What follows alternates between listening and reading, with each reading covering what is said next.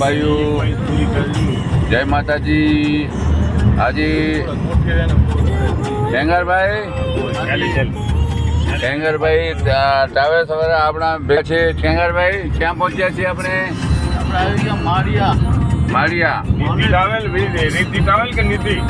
માળિયા ઓનેસ hotel ને એ Khengarbhai travels વાળા છે. અને આ મૂળજીભાઈ આપણા સાથે કેટસ વાળા છે. કેટસ વાળા છે. કોને બનાવવાનું હોય, નાસ્તો બનાવવાનું હોય તો મૂળજીભાઈનું કામ છે.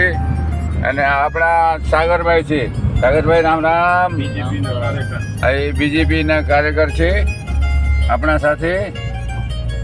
આપણું હોદ્દો શું છે સાગરભાઈ, જણાવજો તમે જરા કંઈ. બીજેપીના કાર્યકર છો, હોદ્દો શું છે આપણું જણાવજો જરાક. જે હતો મોદીજીનો, જે આપણો કાર્યકર્તા. આ જો રોડ કેટલા થોડોક જ ખરાબ છે અહીંયા આગળ, બાકી સારો છે. અહીંયા આગળ ખાલી માળિયા આગળ સંભાળવાનું છે.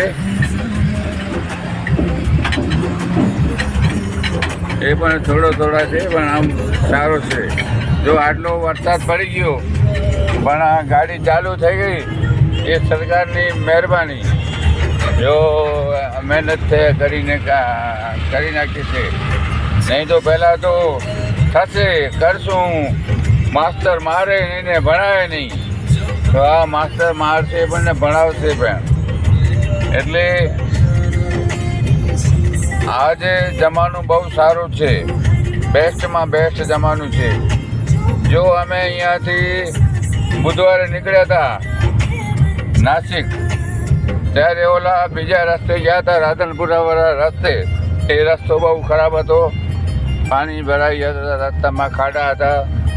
ભલે વરસાદ હશે પણ એનાથી પહેલાં પણ બહુ ખરાબ છે.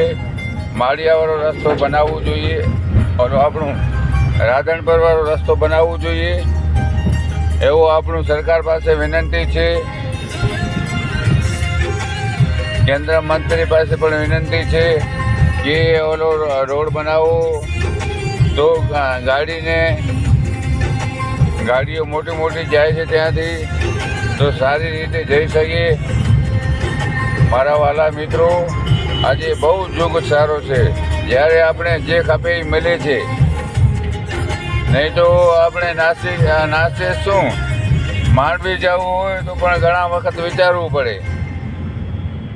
મારું નામ DM Sangar Bidada, phone number 92 253 14 52.